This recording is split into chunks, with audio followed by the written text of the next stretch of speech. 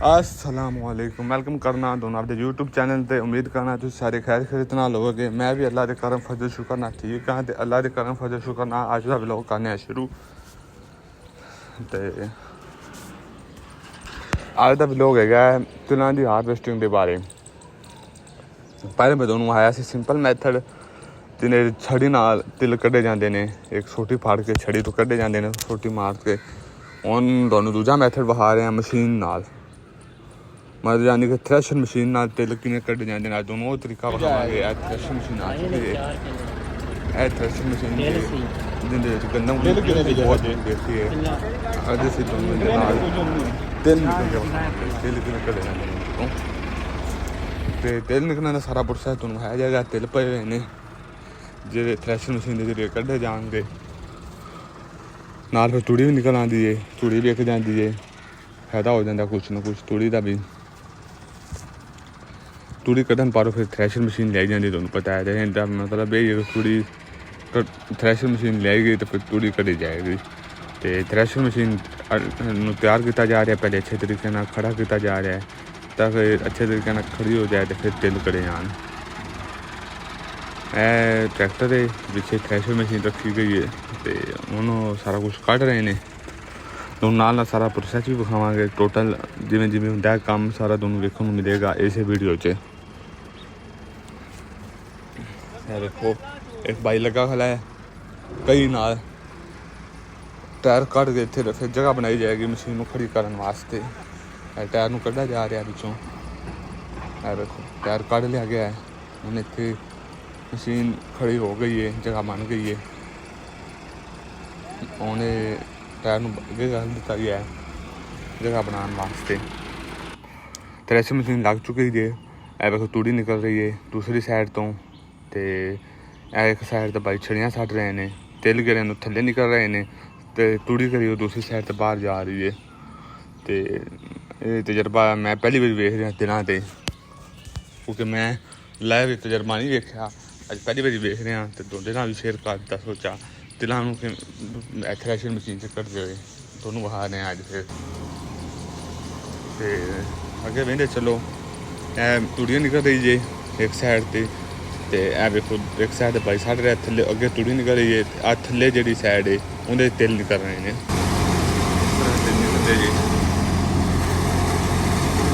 तिल थल्ले जा रहे हैं देख रहे हो सारा कुछ। देखो तिल निकल रहे हैं दोनों नज़र आ रहे होंगे। कुछ तिल इधरों निकल रहे हैं, कुछ थल्लों निकल रहे हैं, थल्ले गिर रहे हैं, कुछ इधरों निकल रहे हैं। फिर इन्हों साफ किया जाएगा तो निकल कढ़े जाएंगे। जो थल्ले निकल रहे हैं वो लैदा जा रहे हैं। तिलों की छड़ियाँ लियाई जा रही हैं, स्पीड नाल काम तेज़ किया जा रहा है। नाल फिर मशीन लगी हुई है। देखो बट्ठे के जरिए कढ़ा जा रहा है। बाकी चीज़ां कढ़ के जो तिल रह जाते उन्होंने फिर अंदर सट दिता जाता है, बाकी गंद नूं बाहर सट दिता जाता है। सारा प्रोसैस दोनों आ रहे हैं नाल नाल। तो वीडियो पूरी वेखा जे ताकि तुहानूं सारा प्रोसैस समझ भी आए। ए वेखो किवें निकल रहा है।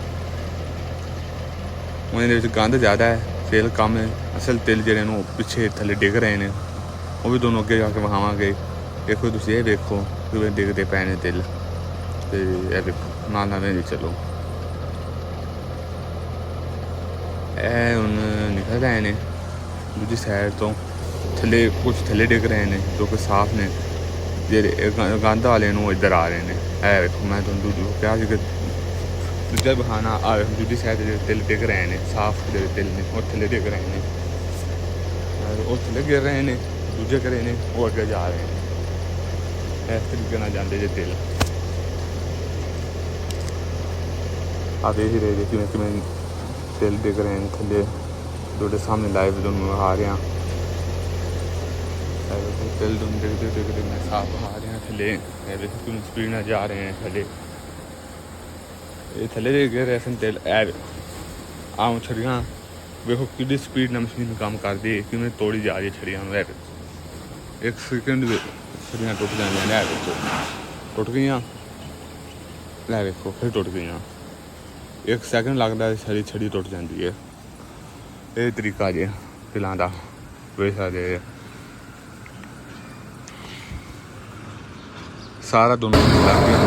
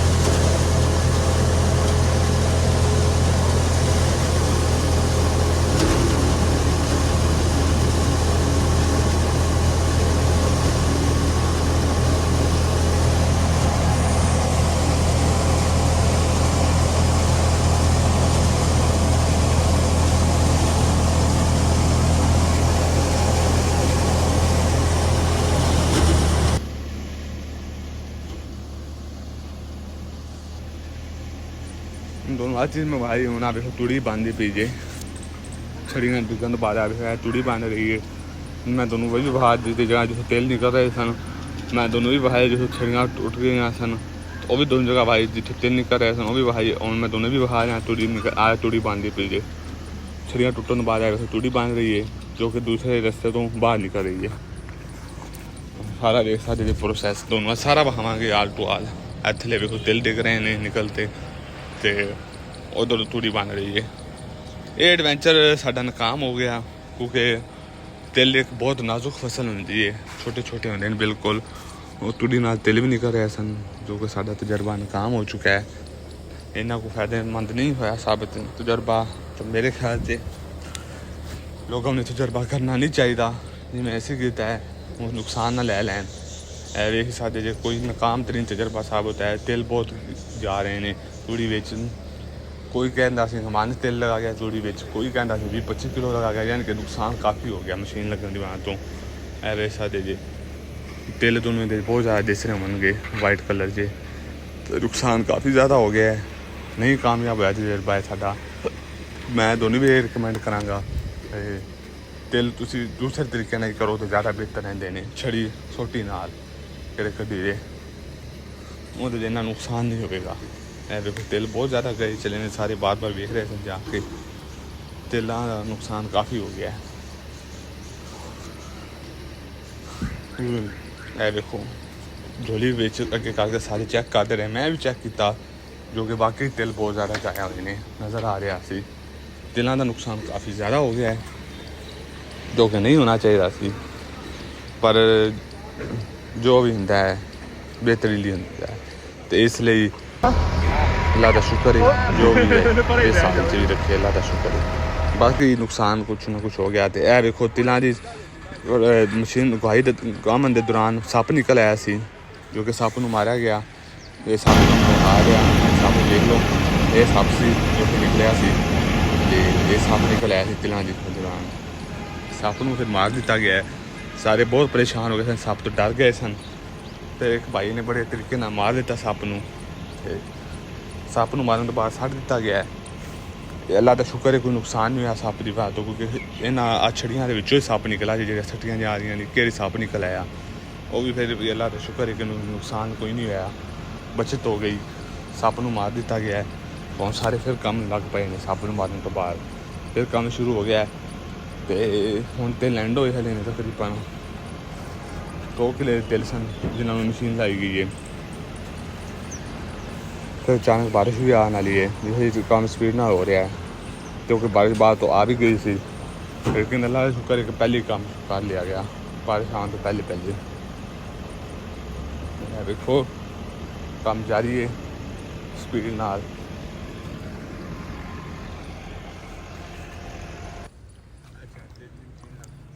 यही सारे काम कर रहे हैं स्पीड नाल जो निकले ने।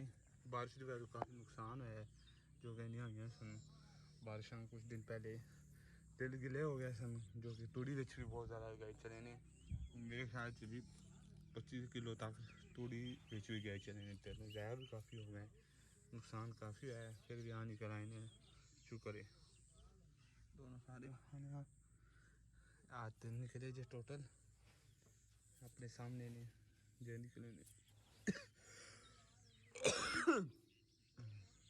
देखो ऐसे निकल चुके ने टोटल। बस अल्लाह का शुक्र है जो भी निकला है, नुकसान वैसे बारिश की वजह तो भी काफ़ी हुआ है, ये गिले काफ़ी हो गए सन।